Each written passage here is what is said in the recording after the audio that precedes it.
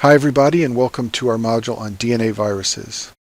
I've written the names of all the DNA viruses on the screen here, and I've divided them by whether they are naked or enveloped. There are 4 families of naked DNA viruses. Those are the parvoviruses, adenovirus, papillomavirus, and polyomavirus. And there are 3 enveloped DNA virus families, the hepatinoviruses, which is hepatitis B, the herpes viruses, and finally the pox viruses. And I write them the way I have on this screen on purpose because it helps me keep them in order. So the parvoviruses are the smallest DNA viruses, and they are the only ones that are single-stranded, so I just think of them as being so small that they only have one strand. The pox viruses are the biggest DNA viruses, and they are the only ones that replicate in the cytoplasm, not the nucleus. So I think of them as being so big that they can't fit into the nucleus. And then finally, only 3 DNA virus families have circular genomes. The rest all have linear genomes. And the 3 families with circular genomes are in the middle here: hepatinovirus, papilloma, and polyoma. So by writing it this way, it helps me easily remember all their characteristics. And this is very helpful when you get a board question. If, for example, you recognize that you're talking about one of the polyoma viruses, then you can remember that those are always written in this portion of the slide, and then you'll remember that that's where all the naked viruses are. I've written some of the rules of thumb down here at the bottom. All DNA viruses have an icosahedral capsid, except for the pox virus. They all replicate in the nucleus, except for pox. All DNA viruses are double-stranded, except for the smallest one, parvovirus, which is single-stranded. And all DNA viruses are linear, except for those 3 in the middle, which I circled right here. And in this module, we're going to talk about all of the DNA viruses except for the herpes family. They are a big family, and they share a lot of common characteristics, and we have a separate module on those viruses. Let's start by talking about parvovirus, and the word parvo comes from a Latin word meaning small, so this is an easy way to remember that this is a very small virus. It is a non-enveloped or naked virus, and it is a single strand of DNA. It is the only DNA virus that is not double-stranded. The DNA strand has a negative sense or a negative polarity, and the reason it can replicate despite being single-stranded is that it will fold over in portions and become double-stranded in those sections. They can be recognized by DNA polymerase and used to synthesize RNA molecules. The predominant parvovirus in humans is B19. There are a bunch of other parvoviruses that cause infections in dogs and other animals. And parvovirus B19 causes 4 important clinical syndromes. The first one is aplastic crisis in patients with sickle cell. The second one is a dangerous fetal infection called hydrops fetalis. There is something called Fifth's disease in children. And finally, arthritis in adults can be caused by parvovirus B19.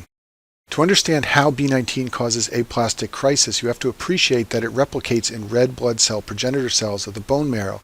It only replicates in these cells during the S phase, and as you know, there's no S phase in mature RBCs. That's why it infects the progenitor cells in the bone marrow.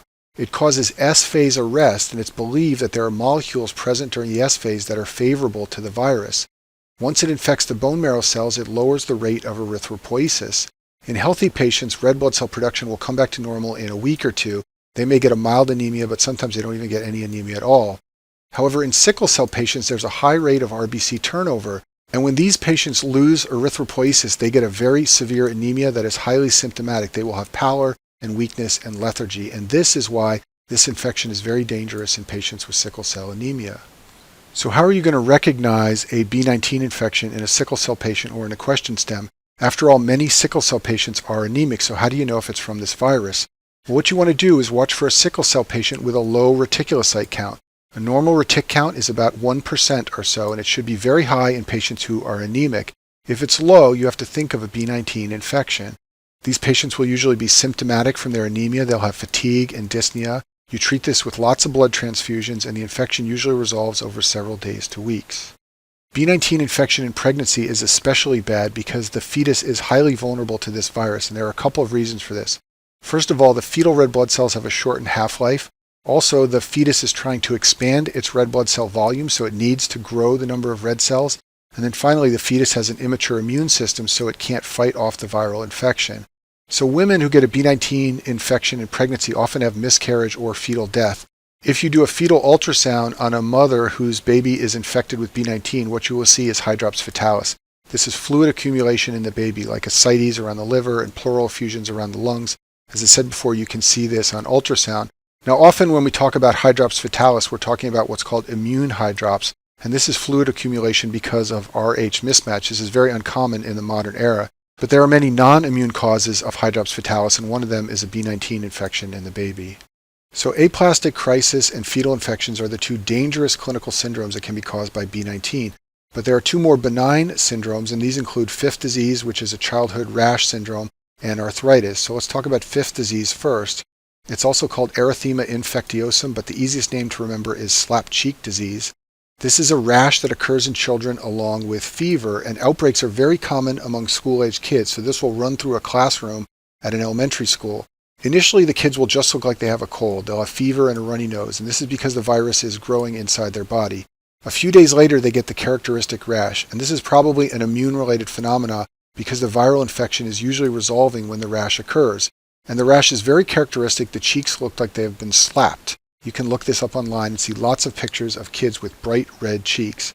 Sometimes the facial rash is followed later by a rash on the trunk or limbs, but often it remains limited just to the face.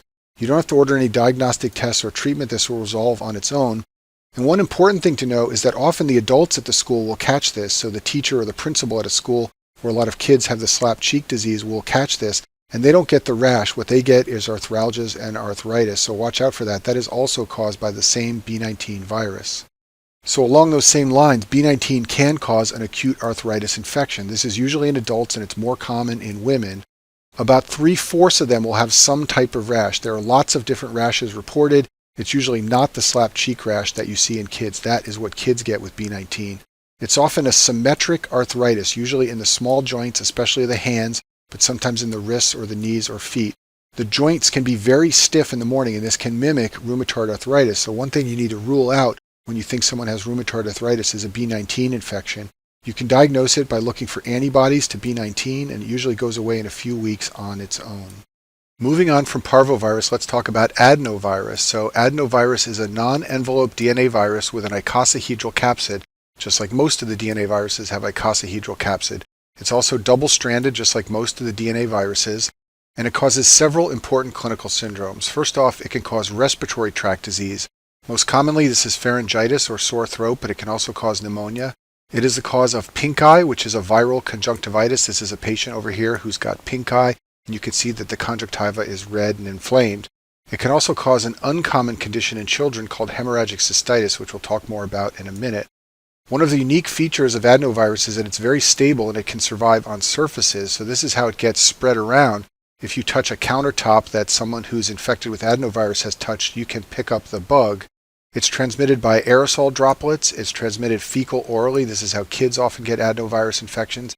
And as I said before, contact with contaminated surfaces is a common way to pick up adenovirus. So adenovirus can cause a syndrome called acute hemorrhagic cystitis, and this often occurs in children. And as I said before, they tend to spread this virus around, so watch for outbreaks and board questions at daycare centers or schools. The children will develop hematuria, and sometimes it's gross, so they'll note that their urine looks red or dark brown. Sometimes they also have pain with urination. Usually there's no fever or other symptoms, and it's often self-limited.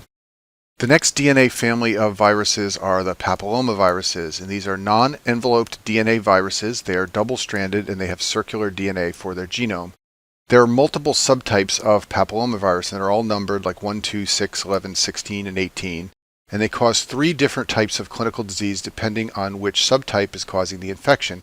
Some subtypes cause cutaneous warts, other subtypes cause genital warts, and then finally, there are so-called high-risk subtypes which lead to cancer. So this is a picture of someone who has a wart on their fingertip here, and warts like this are caused by papillomavirus. They're caused by serotypes 1, 2, 3, 4, 7, and 10. And you can treat them a couple of different ways. You can use liquid nitrogen, which freezes the wart and it falls off. You can also use salicylic acid, which will dissolve keratinocytes that are infected, and they will sort of flake off. And then there are other surgical techniques as well that are sometimes used. This is a picture of someone who has a genital wart on his penis. Anogenital warts are called condylomata acuminata. They are sexually transmitted infections caused by papillomavirus subtype 6 and 11. They're described as soft, tan, or cauliflower-like lesions. In a board question stem, you should know that the word verrucous means wart-like, because they're often described as verrucous lesions. They can occur in the penis, like in this picture, also in the vulva, and sometimes in the perianal area. When they occur around the anus, they can lead to rectal bleeding. There are a number of different treatments. There are chemical agents, there are surgical therapy, there are some drugs that are used. And an important thing to recognize is that the subtypes of papillomavirus that cause anogenital warts do not lead to cancer. So just because someone has one of these doesn't necessarily mean they're also going to later get one of the cancers caused by HPV. So now let's talk about how human papillomavirus is linked to cancer. People can have silent, persistent infections for years that can eventually lead to cancer, and there are several malignancies that are associated with HPV infection. The one with the strongest association is cervical cancer, but anal cancer and penile cancer are also associated with HPV infection, and there are some oropharyngeal squamous cell cancers like of the mouth and throat that are also associated with HPV infection. This usually happens from infection with subtypes 16 or 18. These are called high-risk subtypes, and they're responsible for about 70% of malignancies that occur from HPV infection. And all of these malignancies are more common in HIV and AIDS. It's believed that the immunosuppressed state allows the virus to thrive and leads more readily to cancers. So let's talk about cervical cancer specifically. There's a very high presence of HPV infection among sexually active women. Now, most women will clear the infection, but some will have it persist, and these are the women who are at risk for cervical cancer from HPV. There's a vaccine available. It contains capsid proteins of the virus. Some of the vaccines target types 16 and 18, which lead to cancer, and there are vaccines that also target types 11 and 6, which are the genital wart subtypes. And the reason we do pap smears is to screen women for infection with HPV and evidence of cervical cancer. A key finding of HPV infection on a pap smear is the presence of koilocytes. These are epithelial cells infected by human papillomavirus. They have large, darkened nuclei. That's usually the easiest way to recognize them. They also sometimes have perinuclear halos. If you look at this picture on the screen, on the left side here are some normal epithelial cells with small nuclei. On the right side of the screen are koilocytes, and you can see that they have very large and dark nuclei. The next family of DNA viruses are the polyomaviruses. These are non-envelope viruses. They have double-stranded DNA, and they have a circular genome. There are two viruses that are medically important in this family, and they both cause disease in immunocompromised patients. The two viruses are called the JC virus and the BK virus, and they're named for the initials of the first patients who were found to have infection with these viruses. The JC virus causes PML, which is progressive multifocal leukoencephalopathy. This is a central nervous system disease that classically happens in patients with the HIV virus and AIDS. The BK virus is a virus that likes to go to the kidneys. You can remember the K for kidneys.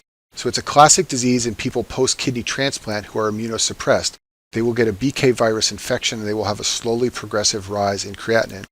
Both of these viruses are relatively common, and lots of people have antibodies to them. Sometimes when people become immunosuppressed, either from AIDS or from medication, they can have a latent infection reactivate and cause disease, as well as from primary exposure. So back to our overview slide, I've now talked about the four families of DNA viruses that have no envelope, the so-called naked viruses. And so for the rest of this module, I'll talk about the DNA viruses that are enveloped. There are three families in this group: the hepadnaviruses, the herpes viruses, and the pox viruses. Herpes virus has its own separate module, so I'll talk about hepatitis B and the pox viruses now. The hepadnavirus family has one medically important virus you need to know about, and that's the hepatitis B virus. This is an enveloped virus with a circular genome, and it has three unique characteristics that you need to remember for your boards. Unique characteristic number one is that it has partially double-stranded DNA for its genome. Some of the DNA is single-stranded. When hepatitis B gets into liver cells, it goes to the nucleus. In the nucleus, the DNA becomes fully double-stranded, and then mRNA is synthesized, which heads to the cytoplasm. The second unique feature is that in the cytoplasm, that mRNA is used to synthesize reverse transcriptase. You may think of this as an HIV enzyme, but it's also important for hepatitis B.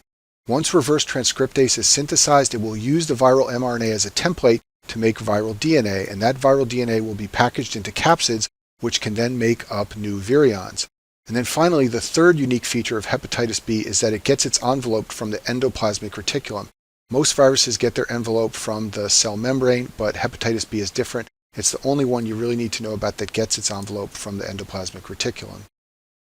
So this is a picture to reinforce in your mind the very unique way by which hepatitis B replicates. Its genome is partially double-stranded DNA, which is converted to double-stranded DNA in the nucleus. That double-stranded DNA is converted into mRNA, which then is used to synthesize proteins in the cytoplasm. One of those proteins is reverse transcriptase, and it will use the mRNA as a template to make new viral genomes of partially double-stranded DNA. And I talk about the symptoms and clinical features of hepatitis B in the module on viral hepatitis. The last family of DNA viruses that we'll discuss are the pox viruses. These are envelope viruses with a double-stranded linear DNA genome. They have a very unusual and unique capsid type. It is not icosahedral or helical. It has a complex shape that's described as either an oval or a brick shape. This is a picture of an electron micrograph of a pox virus up here in the top right of the screen to help remind you that it's got this unusual shape.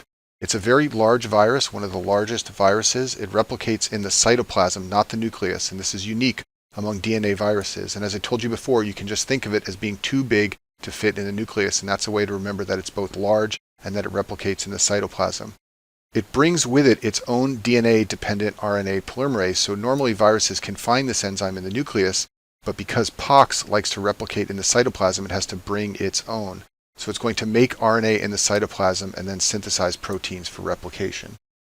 There are two relevant human diseases caused by pox virus. The first one is smallpox and the second one is molluscum contagiosum. Smallpox is caused by a member of the pox virus family called the variola virus. Initially, patients who get a smallpox infection have nonspecific signs of inflammation like fevers, headache, and malaise.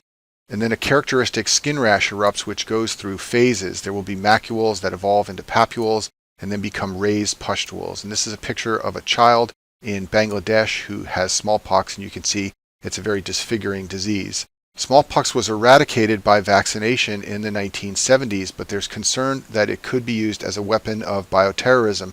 The virus is maintained in US and Russian labs, and people worry that if some bad guys got their hands on it, they could release it into a city or a crowded area, and this could cause a new outbreak of smallpox.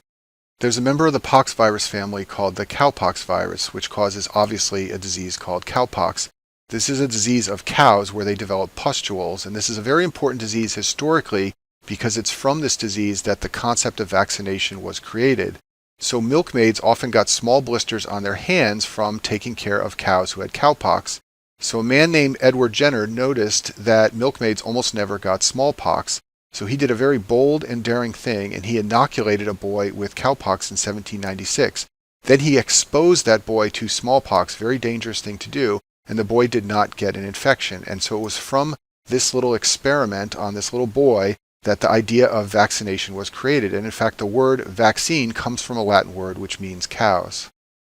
There's another member of the pox virus family called the vaccinia virus, and this is what's used to immunize people against smallpox. It causes a mild skin reaction and is used as a vaccine so people won't develop smallpox. And then the last member of the pox virus family we'll discuss is called the molluscum contagiosum virus. This virus obviously causes the condition molluscum contagiosum. This is a skin infection that's common in children. The virus is spread by direct contact. It's often spread by scratching, so children will scratch one of these lesions and then touch another area of their body. This is called autoinfection. The lesions are full of virus, so when you touch them, you can spread it to other people or other areas. They're described as flesh-colored domes, and this is a buzzword for the USMLE, and you can see in this picture that they look like flesh-colored domes. There's a central dimple, and then it's raised on the outside. Sometimes they're itchy. Usually this is a self-limited infection, and it resolves over a few weeks to months. And that concludes our module on DNA viruses.